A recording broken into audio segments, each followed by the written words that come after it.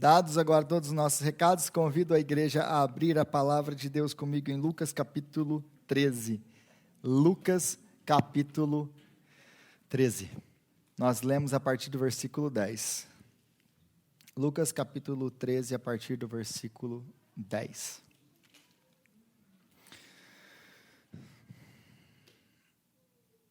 Lucas capítulo 13, a partir do versículo 10.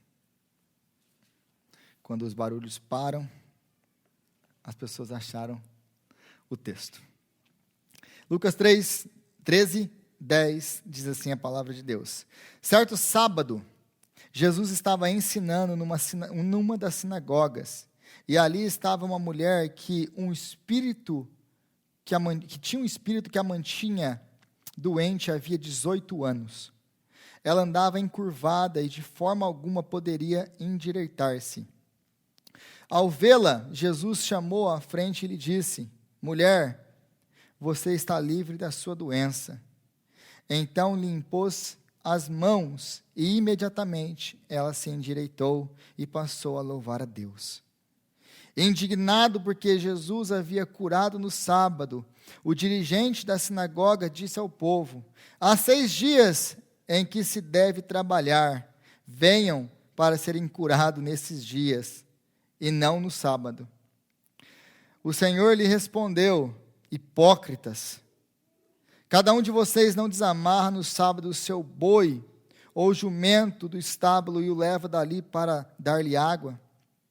Então esta mulher, uma filha de Abraão, a quem Satanás mantinha presa por 18 longos anos, não deveria no dia de sábado ser libertada daquilo que aprendia? Tendo dito isso, todos os seus oponentes ficaram envergonhados, mas o povo se alegrava com todas as maravilhas que ele estava fazendo. Então Jesus perguntou: com que se parece o reino de Deus? Com o que compararei? É como um grão de mostarda que um homem semeou em sua horta. Ele cresceu e se tornou uma árvore, e as aves do céu fizeram ninhos em seus ramos. Mais uma vez, ele perguntou: com que compararei o reino de Deus?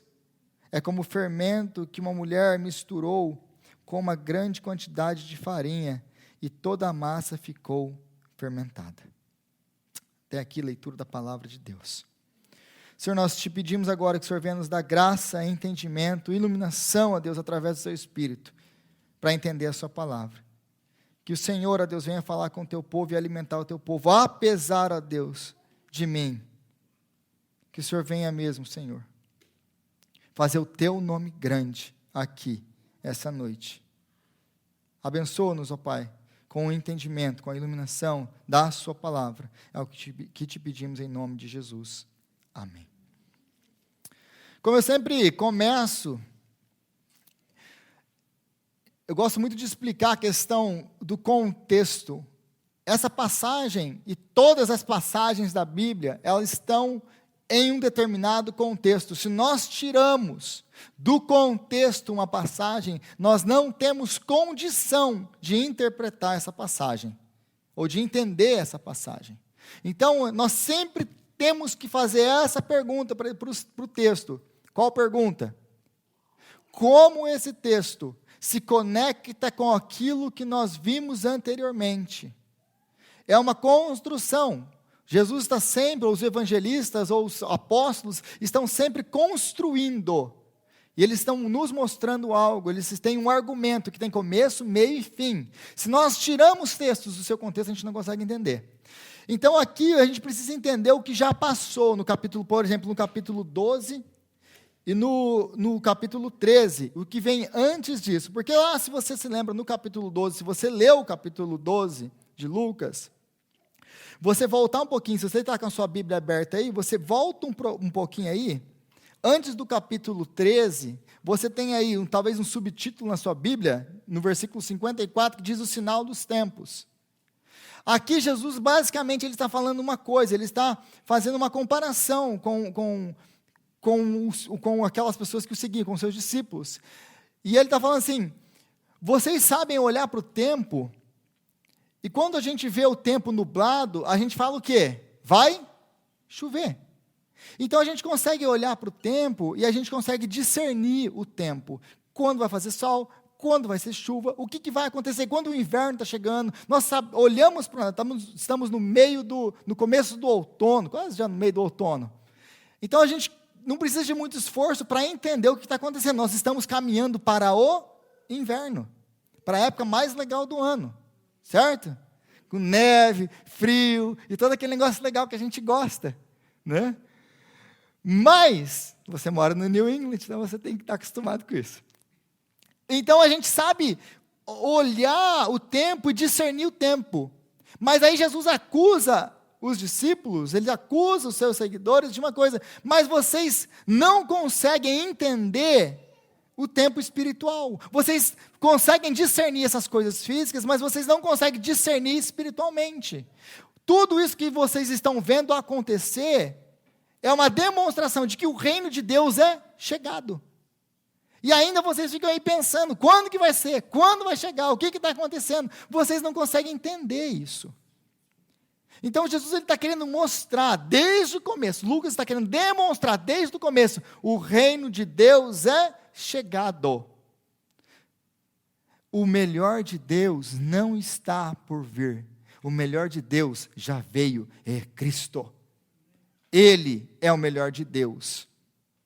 Então, o reino de Deus já chegou. E depois nós vimos na última semana aquelas duas tragédias. Nós falamos sobre tragédias na última semana. Se você não estava aqui, talvez você tenha assistido a pregação no YouTube ou ouvido lá no podcast.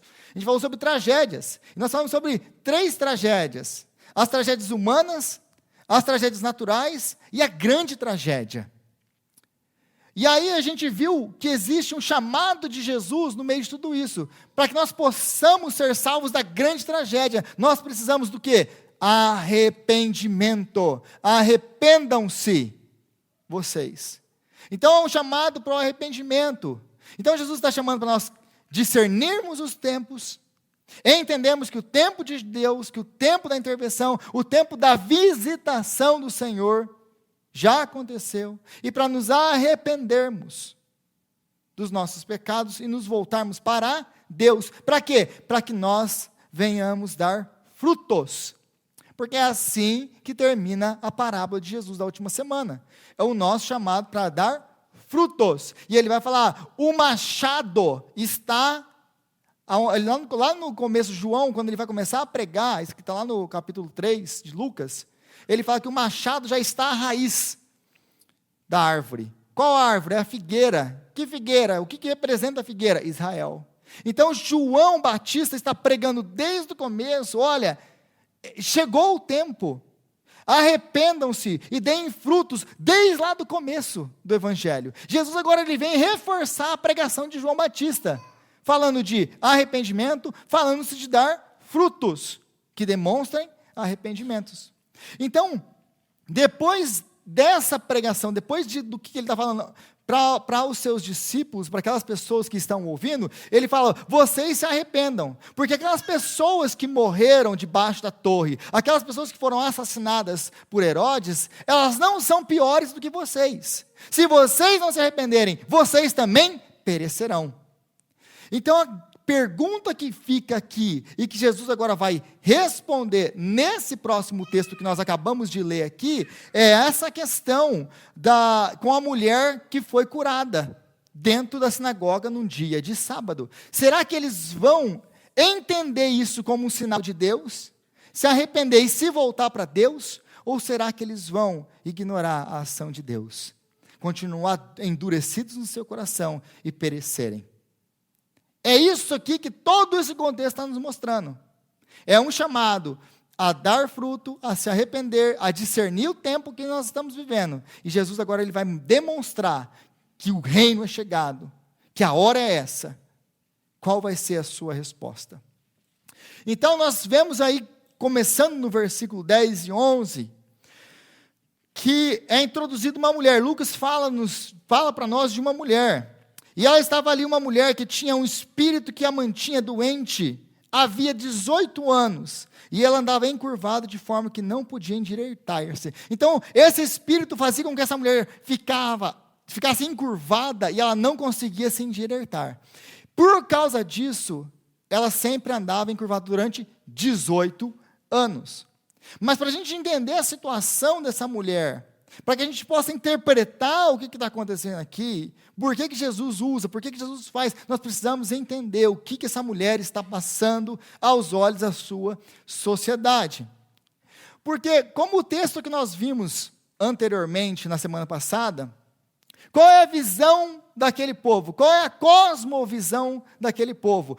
Se você está passando por dificuldades, se você morreu no meio de uma tragédia, se você é pobre, se você está doente, se você está no meio de tudo isso, o que você é? Um pecador. Você está passando por isso porque você é um pecador. Você está doente porque Deus está pesando a mão. A gente gosta, eu gosto de usar uns termos crenteis, né?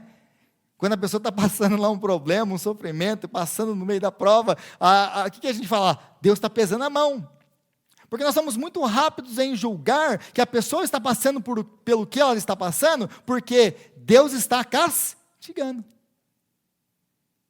Porque essa é a nossa maneira de ver, porque nós trabalhamos com a mente do merecimento, da meritocracia. Lembra disso? Então, essa mulher aqui, ela é rejeitada. Ela é rejeitada socialmente, ela é rejeitada religiosamente. Ninguém quer nada com essa mulher. Porque aos olhos da sociedade, aos olhos da religião, ela é uma pecadora. E, aliás, você já conhece, porque eu já falei várias vezes aqui, sobre como é ser mulher no primeiro século. E não era nada fácil.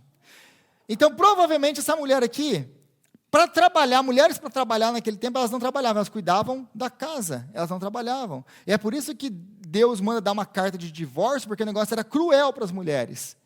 O cara chutava a mulher de casa e ninguém podia casar com ela. E aí a mulher não trabalhava, não tinha como se sustentar. O que acontecia com elas? Morria. Ou o pai não ia querer de volta na casa. Então era uma situação terrível, terrível que elas entravam. Agora você consegue imaginar uma mulher doente, que mesmo que ela quisesse, ela não poderia trabalhar.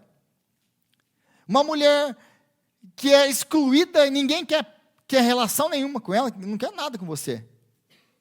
Você consegue imaginar a solidão, a dor, a rejeição que essa mulher tem passado durante 18 anos? Essa é a situação dela. Então, mas a gente vê uma coisa nela que serve de lição para nós. O quê? Que essa mulher, ela estava doente por 18 anos. E ela orava a Deus durante 18 anos. Porque muitos de nós, gente, a gente passa por um sofrimentozinho de 18 dias, aí a gente já quer sair da igreja. Porque Deus não me ama. Porque Deus está me castigando. O que eu fiz? Eu estava andando direito, eu estava obedecendo as regras, eu estava isso, eu estava aquilo. Então, passa pelo sofrimento de 18 dias, quando não é 18 horas, e então eu quero sair da igreja. Por quê? Porque Deus não me deu o que eu queria, ou porque Deus tirou aquilo que eu amava. Essa mulher, ela está aqui há 18 anos. Ela podia estar magoada com Deus, rancorosa com Deus, questionando a Deus. Ela passou coisas que nenhum de nós aqui, talvez a nossa vida inteira, vai conseguir imaginar o que ela passou. E o que ela estava fazendo, onde ela estava, ela não abandonou a casa do Senhor. Ela não deixou de estar na presença de Deus. Ela continuou firme ali, buscando o seu milagre durante 18 anos. Mas a pergunta que nós temos que fazer é o porquê que ela consegue fazer isso e nós não conseguimos.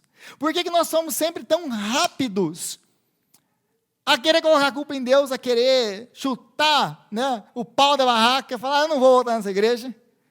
De que me adianta ser crente? Já escutaram isso ou não? Porque eu já escutei isso. De que me adianta ser crente, se isso aqui acontece na minha vida? Mas então a questão é por quê? Como que ela consegue ficar na presença de Deus durante todos esses anos. Ela entendeu uma coisa que muitos de nós não entendemos. Eu falei semana passada disso e eu vou repetir hoje. Ela entendeu quem ela é e quem Deus é. Ela entendeu quem ela é e quem Deus é. Ela entendia que ela era, diante de Deus, uma pecadora que não merecia nada de Deus. Aliás, que o fato dela ainda estar respirando já é graça de Deus. Ela entendia, como eu falei na última semana, que a única coisa que ela merecia diante de um Deus santo eram torres, como a de Siloé, caindo sobre a cabeça dela.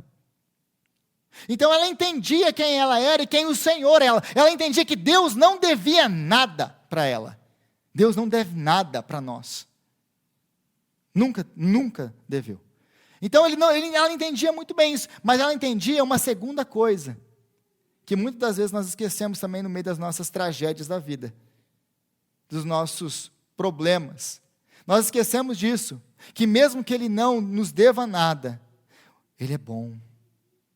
Ele nos ama, que Ele está comprometido conosco, em nos estar conosco, em nos guardar, em passar conosco no meio de tudo que nós temos que passar. Ele não nos promete que Ele vai nos livrar de tudo, porque são as dificuldades que nos moldam os nossos caráteres, são as dificuldades que nos transformam. Aliás, gente, o ser humano, nós não crescemos com os tapinhas nas costas. A única coisa que cresce com tapinha nas costas é a cabeça. Você recebe, bate, toma 2 tapinhas na costa. Oh, que sermão legal. A cabeça cresce, né? Já fica se achando, sobe na caixinha de fósforo e quer dar discurso. Já pensa que já é o cara. A única coisa que cresce na gente é o nosso ego no meio das bênçãos. Então, o que Deus tem que fazer com a gente? Aliás, qual é o propósito de Deus na nossa vida? Nos transformar à imagem de Jesus Cristo. O que você acha que Ele tem que fazer conosco para nos transformar à imagem de Cristo? Quebrar tudo. É quebrar tudo. É por isso que Ele colocou essa mulher aí com você, meu irmão. É por isso que Ele colocou esse homem com você, minha irmã. Porque se tem uma pessoa que trata a nossa vida, essa pessoa é do seu lado. E trata mesmo. E aí, às vezes, a gente fica com raiva do cônjuge, né? Se tem uma coisa que vive... Com quem você mais briga? Com sua esposa, com seu marido. Por quê? E com os filhos, com quem está mais próximo. Por quê? Porque eles estão sendo as ferramentas de Deus para moldar você. E quem disse que você quer ser moldado? E aí, com quem você vai brigar? Lá vem essa chata. Lá vem esse chato. Então a gente vive em atrito com eles. Então essa mulher, ela entendia isso, ela entendia que ela não merecia nada diante de Deus. Mas então ela não ficava culpando a Deus por aquilo que ela estava passando. Ela entendia que no meio de tudo aquilo que ela está passando, Deus ainda é gracioso, Deus ainda está assentado no seu trono e Deus é bom e me ama. Ela não questionava isso. E é por isso que ela continuava na presença de Deus. Porque as dificuldades, os sofrimentos na nossa vida, ele tem uma força. Ele tem uma força de atração, ou ele tem uma força que vai te repelir. Ou o sofrimento ele vai te atrair para Deus. Se você entendeu que você não merece nada, e que Deus é bom, no meio de tudo isso que está acontecendo, Deus ainda está no controle, Deus ainda é bom e Deus ainda me ama, mesmo que tudo esteja indo por água abaixo. Então essa força, o sofrimento vai te atrair para perto de Deus. Ou você tem uma segunda força, que é, você se acha merecedor, você se acha bom, você se acha um cara legal, e você acha que Deus te deve, e você tem que ser abençoado. Você vai viver uma vida miserável com Deus, se esse é o seu relacionamento com Deus. Porque você não entende nem quem Ele é, nem quem você é. Aí toda a curva da vida, você culpa Deus, briga com Ele e faz birra. Vai ser sempre aquele cristão que só dá problema.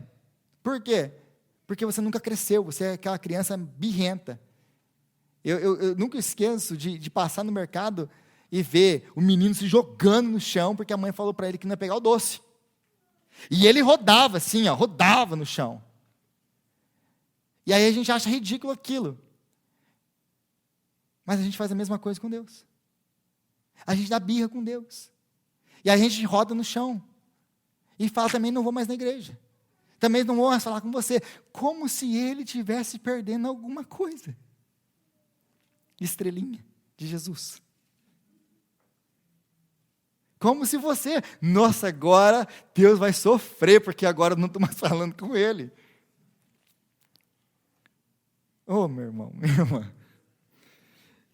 Então, a única coisa que o sofrimento vai fazer conosco, e capaz de fazer, são duas coisas. Ou ele vai te levar para perto de Deus, ou ele vai te afastar de Deus.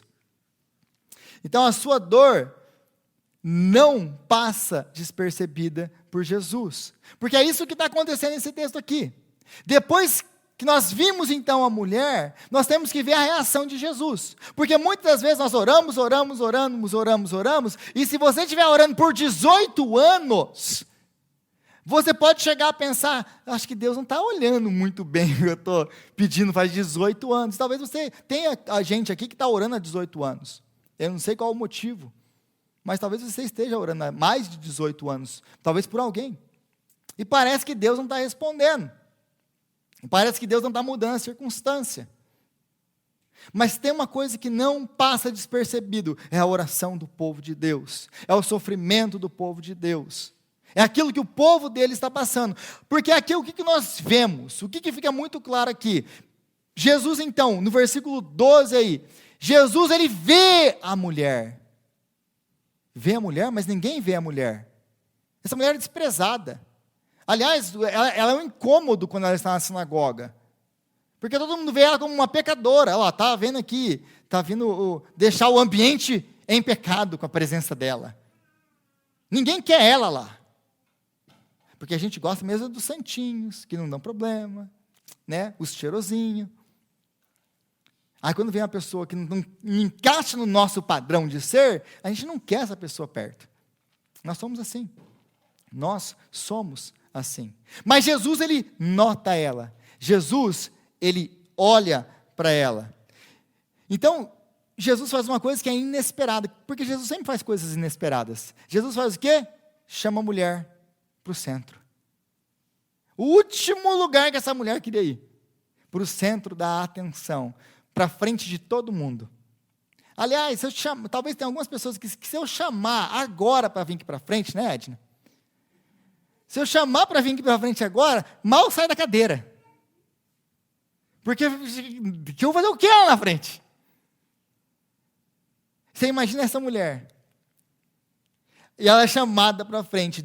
Jesus agora vai colocar ela em evidência, na frente de todo mundo. E ele conhece a dor dela, a angústia dela e o sofrimento dela. Aliás, se você virar aí no versículo 16, você vai ver o que Jesus ele vai falar.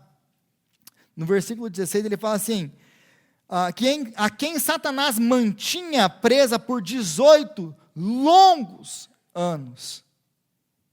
Jesus não olha para ela passou 18 anos em sofrimento, e é isso aí mesmo. Como o dirigente da sinagoga olha.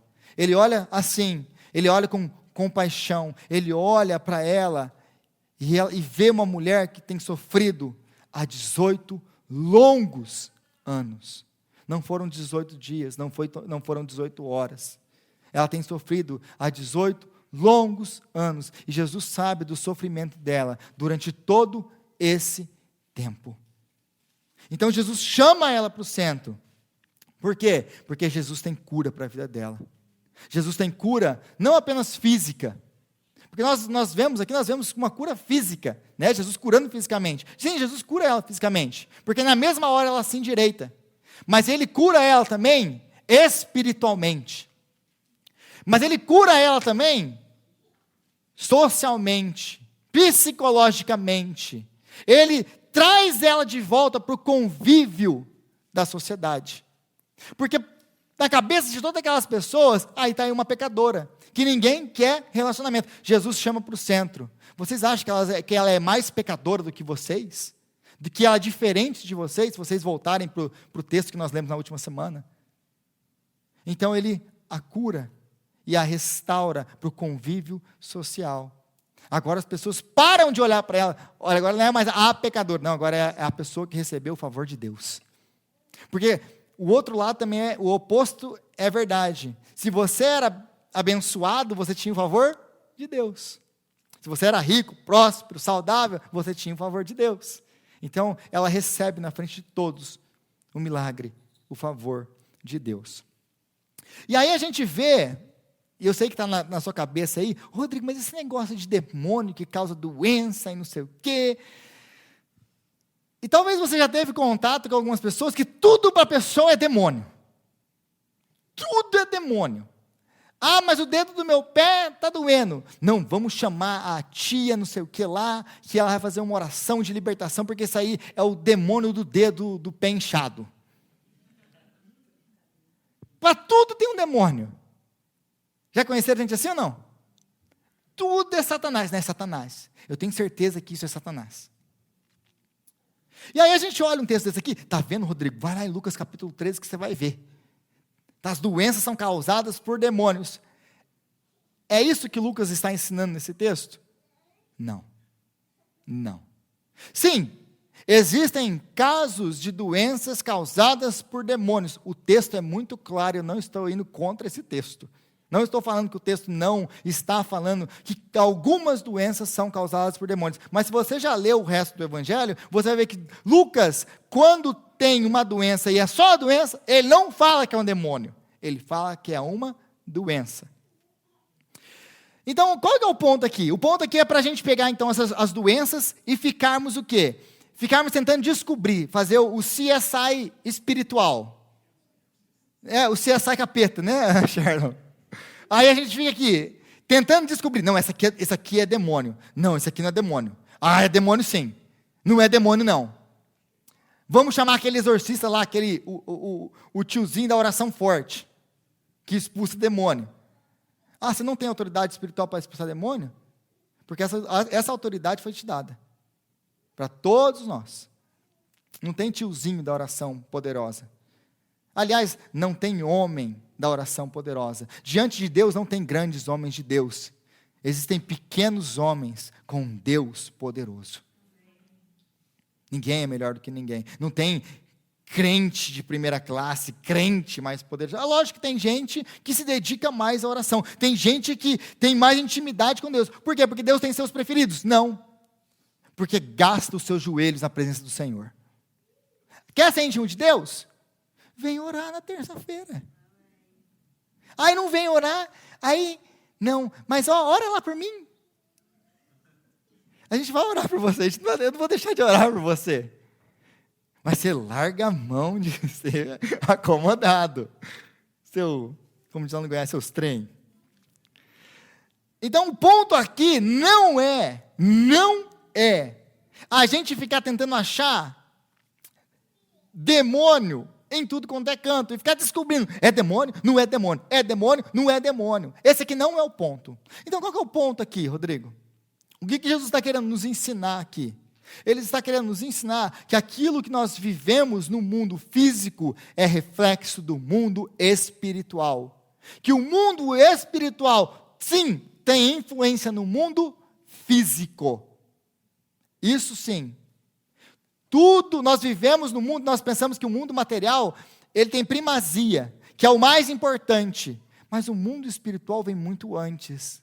O mundo espiritual é muito mais importante. Mesmo que nós não podemos ver, ou tocar, ou falar dessas coisas, porque nós não entendemos direito. Mas como diz o apóstolo Paulo, a nossa luta não é contra carne e sangue. A nossa luta é espiritual. É espiritual. Mas o que Jesus está querendo nos ensinar aqui, o ponto de tudo isso aqui, é que a nossa vida, então, ela é reflexo da nossa vida espiritual. E nós passamos muitas vezes por coisas e nós não sabemos como passar por isso. Mas Jesus nos ensina que é através da oração. É através do seu joelho no chão, para que o Senhor venha a batalhar por você. Então o ponto não é, eu estou aqui procurando agora demônio, estou procurando aqui agora saber que doença vem da onde. Esse não é o ponto. O ponto também é mostrar o quê? Que todos nós, sem exceção, estamos presos por Satanás. A parte de Cristo, se você não está em Deus, se você não pertence a Cristo, se você não foi lavado com o sangue regenerador de Jesus Cristo, a parte disso, você está preso por Satanás. Você ainda está debaixo do jugo de Satanás. É isso que isso aqui está querendo dizer. Essa mulher estava presa por Satanás. Ela precisava da libertação de Jesus. Ela precisava de Cristo entrar na sua história e transformar a sua vida. Esse é o ponto. E o ponto não é que ela estava sendo oprimida e presa por Satanás. O ponto é, todos nós que não estamos em Cristo Jesus, estamos presos nas cadeias de Satanás. Mas Jesus, ele veio para libertar o cativo.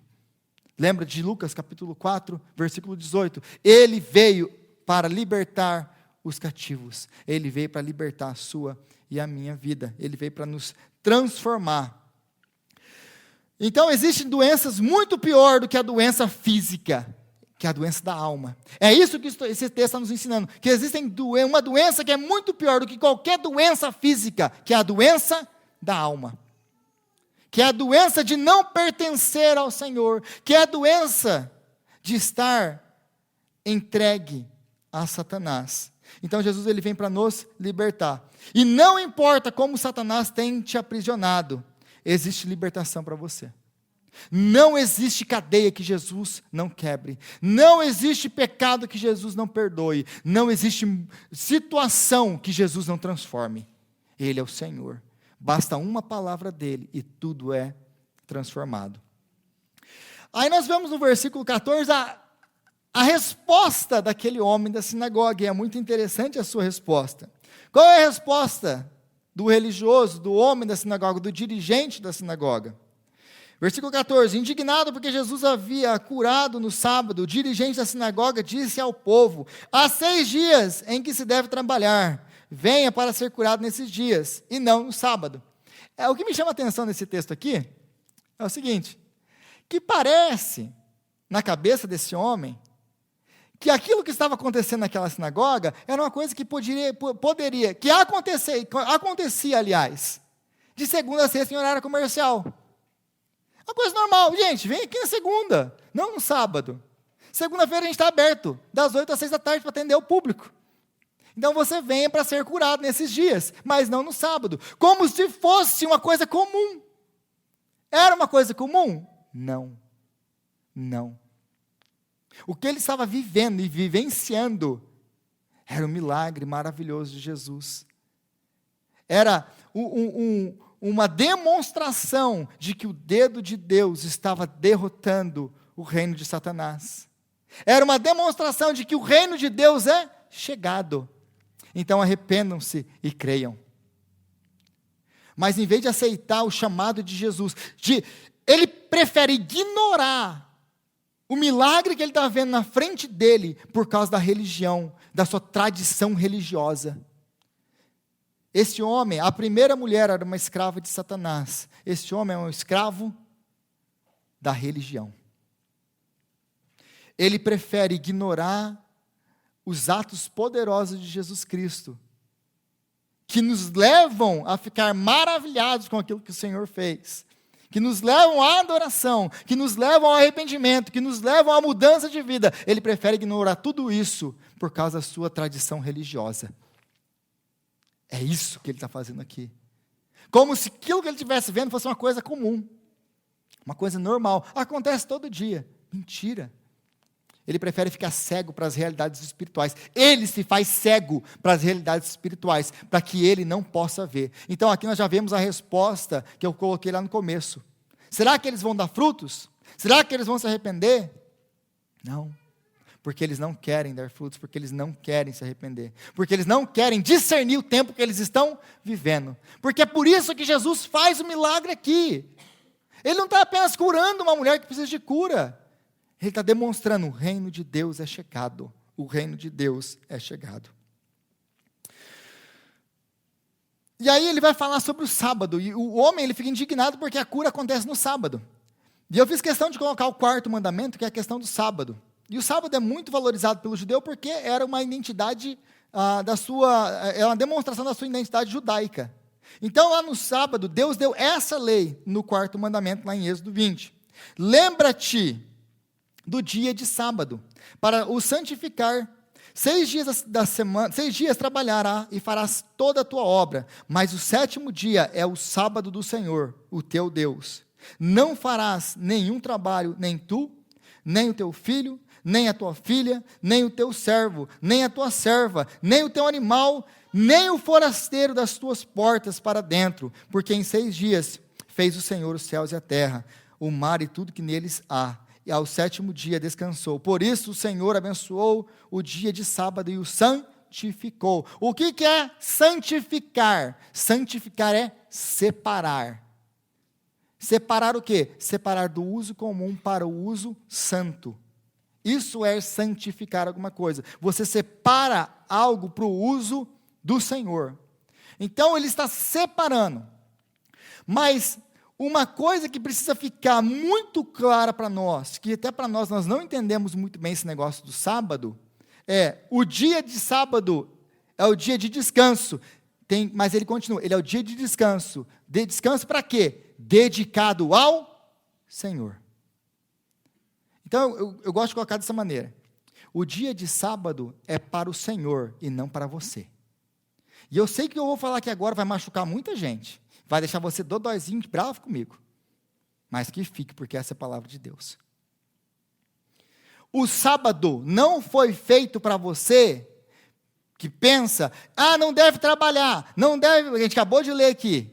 Isso, e aliás, quando eu falo sábado aqui, talvez você, mas Rodrigo, a gente está no domingo na igreja, eu não estou entendendo muito bem. Talvez você não cresceu na igreja, você não entende o contexto. A partir da ressurreição de Jesus Cristo, Jesus ressuscita no que dia da semana? Domingo. Então, o sábado cristão não é o sábado judaico, nós não guardamos o sábado.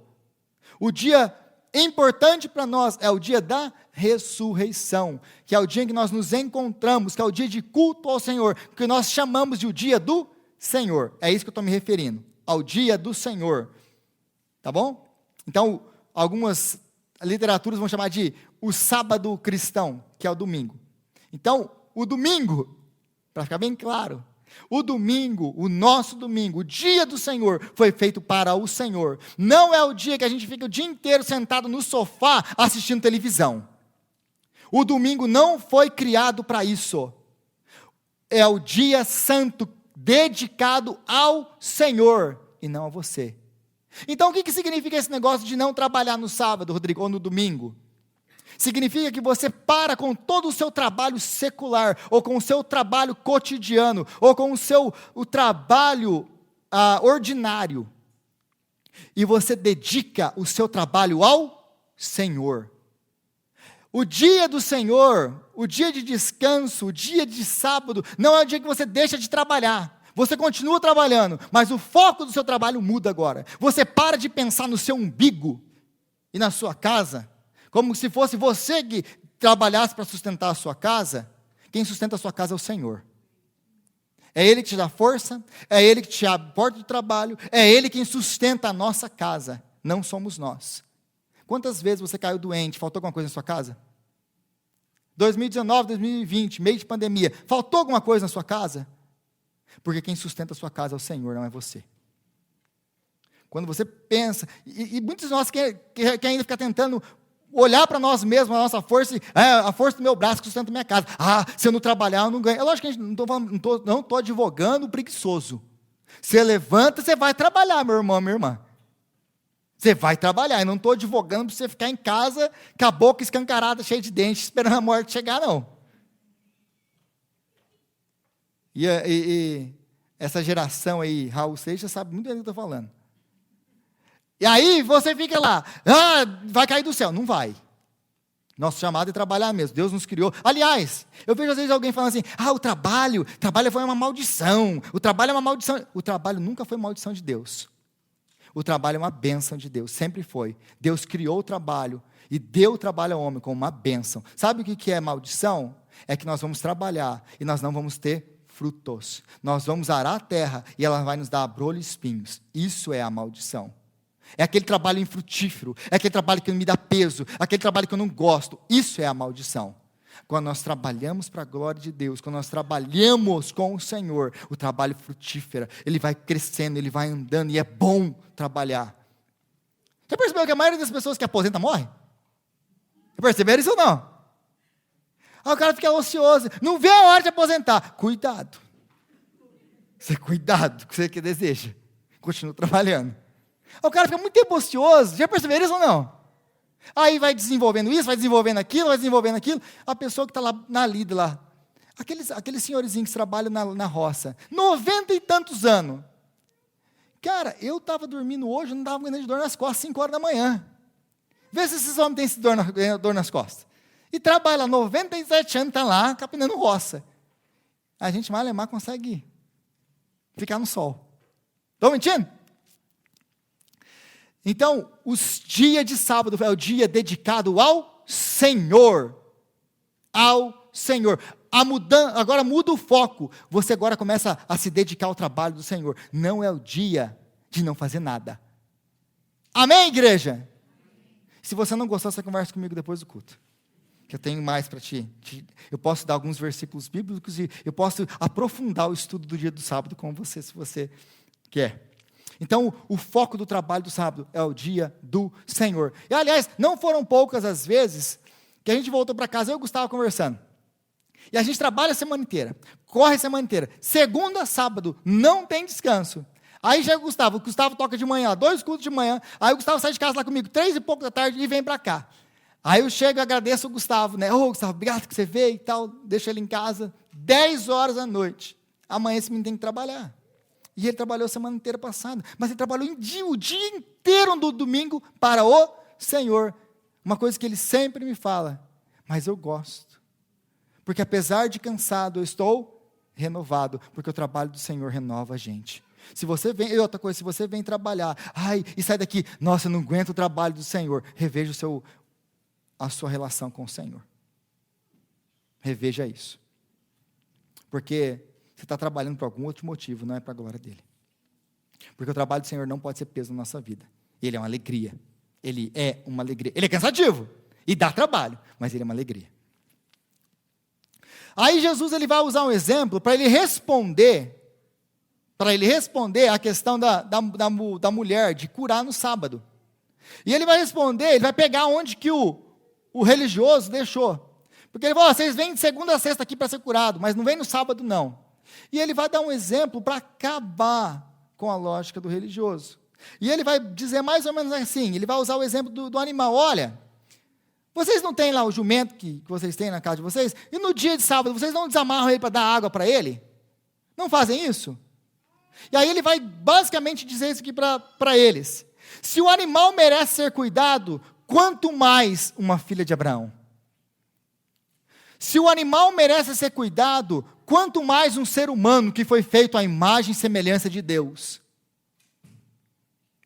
Se o animal que fica preso por algumas horas precisa ser solto, assim que possível, porque ele precisa beber água, porque ele precisa sair dali, quanto mais essa mulher, que há 18 anos está sofrendo.